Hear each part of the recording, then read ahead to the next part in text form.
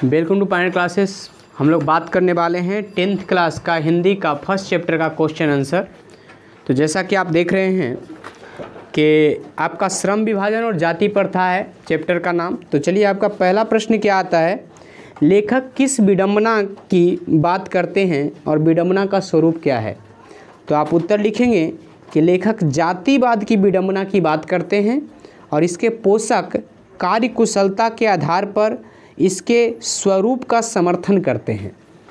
दूसरा प्रश्न आपका है, जातिवाद के पोषक उसके पक्ष में क्या तर्क देते हैं।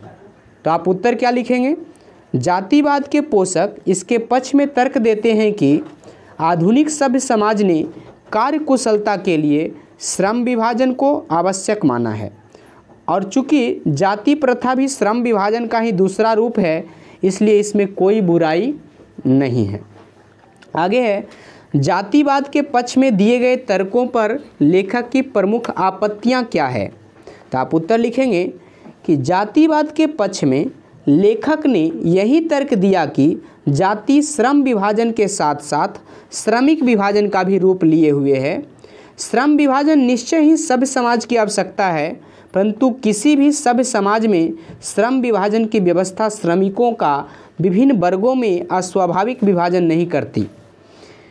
और वहीं दूसरी ओर भारतीय समाज श्रमिकों का अस्वाभाविक विभाजन ही नहीं करती, बल्कि विभाजित वर्गों को एक दूसरे की अपेक्षा ऊंच नीच की करार देती है, जो कि विश्व के किसी और समाज में नहीं है। अगला प्रश्न है आपका कि जाति भारतीय समाज में श्रम विभाजन का स्वाभाविक रूप क्यों नहीं कही जा सकती।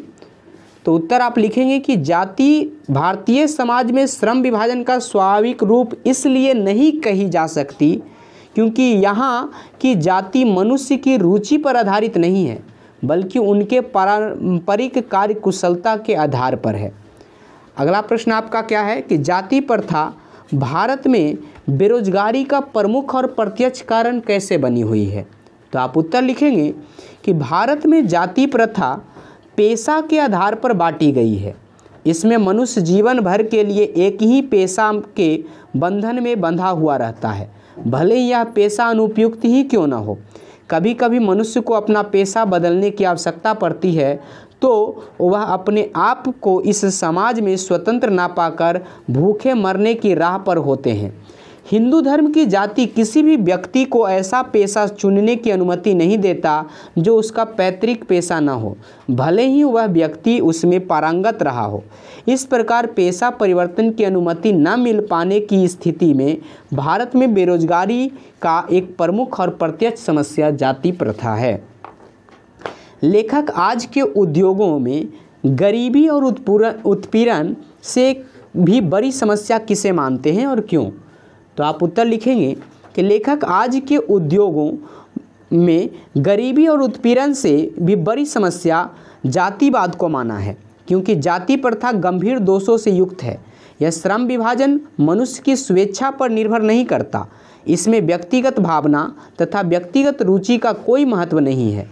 इसमें बहुत से लोग निर्धारित कार्य को अरुचि के साथ केवल विवशतावश करते हैं। अतः यह सिद्ध होता है कि आर्थिक पहलू से भी जाति प्रथा हानिकारक प्रथा है, क्योंकि इसमें मनुष्य की स्वाभाविक प्रेरणा, रुचि व आत्मशक्ति को दबाकर उन्हें अस्वाभाविक नियमों में जकड़ कर निष्क्रिय बना दिया जाता है। आगे है, लेखक ने पाठ के किन प्रमुख पहलुओं से जाति प्रथा को एक हानिकारक प्रथा के रूप में दिखाया है। तो आप उत्तर लिखेंगे, लेखक ने पाठ में निम्न पहलुओं से जाति प्रथा को हानिकारक प्रथा माना है। कार्यकुशलता के आधार पर जाति प्रथा के पोषक तत्व इसका समर्थन करते हैं। दूसरा, जाति प्रथा वर्ग का विभाजन ही नहीं करती, बल्कि समाज में ऊंच नीच की भावना को बढ़ा देती है। तीसरा, जाति प्रथा का श्रम विभाजन मनुष्य की स्वेच्छा पर निर्भर नहीं रहता, इसमें व्यक्तिगत भावना तथा व्यक्तिगत रुचि का कोई महत्व नहीं है। चौथा है, हिंदू धर्म जातिगत पेशा बदलने की अनुमति नहीं देता। पांचवा है, भारत में पेशा परिवर्तन की अनुमति न मिल पाना बेरोजगारी का एक प्रमुख और प्रत्यक्ष कारण बनी हुई है। आगे, मनुष्य के स्वाभाविक प्रेरणा, रुचि और आत्मशक्ति को दबाकर अस्वाभाविक नियमों में जकड़ कर मनुष्य को निष्क्रिय बना देती है। आगे, सच्चे लोकतंत्र की स्थापना के लिए लेखक ने किन विशेषताओं को आवश्यक माना है? तो आप उत्तर लिखेंगे, लेखक के अनुसार लोकतंत्र केवल शासन की एक पद्धति नहीं वरन सामूहिक जीवनचर्या की एक नीति है, एक रीति है। समाज के सम्मिलित अनुभवों का आदान प्रदान ही सच्चा लोकतंत्र है। इसमें अपने साथियों के प्रति श्रद्धा एवं सम्मान का भाव हो। भाषा की बात, पाठ में संयुक्त वाक्य, सरल एवं मिश्र वाक्य चुनें। तो आप संयुक्त वाक्य यहाँ पे क्या क्या है?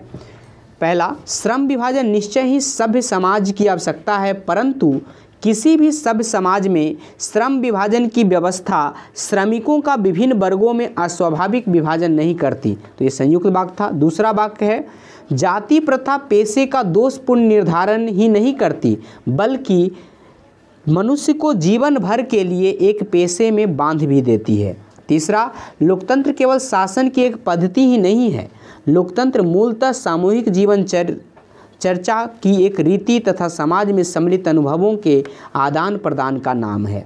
संयुक्त वाक्य मूल रूप से जिसमें परंतु, बल्कि, नहीं, मतलब इस टाइप के चीज़ों से, इस टाइप के समुच्चय बोधक अवयवों से जुड़ा रहता है, उसे संयुक्त वाक्य कहते हैं। तो इस पाठ में आपको 3 संयुक्त वाक्य मिले। मिश्र वाक्य, यह विडंबना की ही बात है कि इस युग में भी जातिवाद के पोषकों की कमी नहीं है।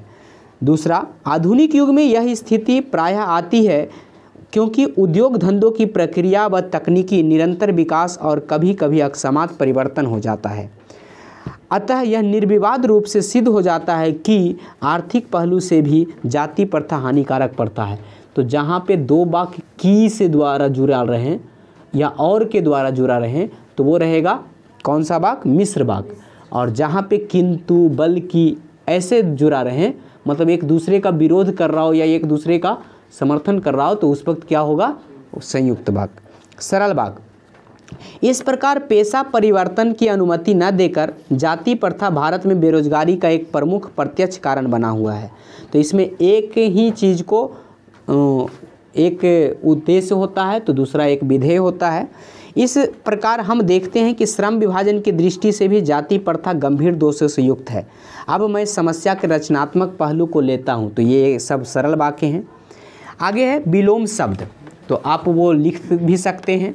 सभ्य का होता है असभ्य या बर्बर, विभाजन का होता है संगठन, निश्चय का होता है अनिश्चय, उच्च का होता है नीच, स्वतंत्रता का होता है परतंत्रता, दोष का होता है निर्दोष, सजग का होता है असजग, रक्षा का होता है असुरक्षा, पूर्व निर्धारण का होता है पर निर्धारण।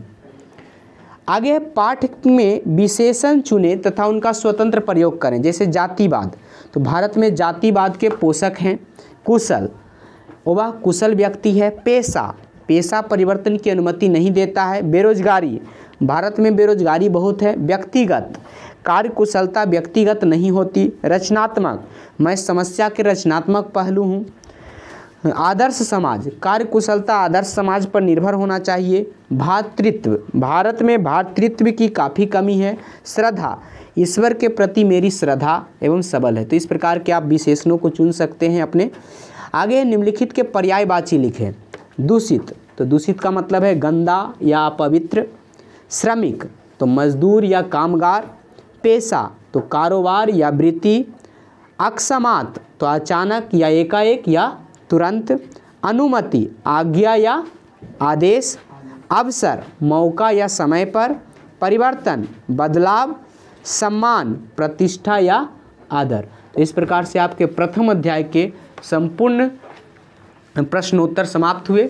अगली बार फिर मिलेंगे अगले अध्याय में, अगले पाठ में।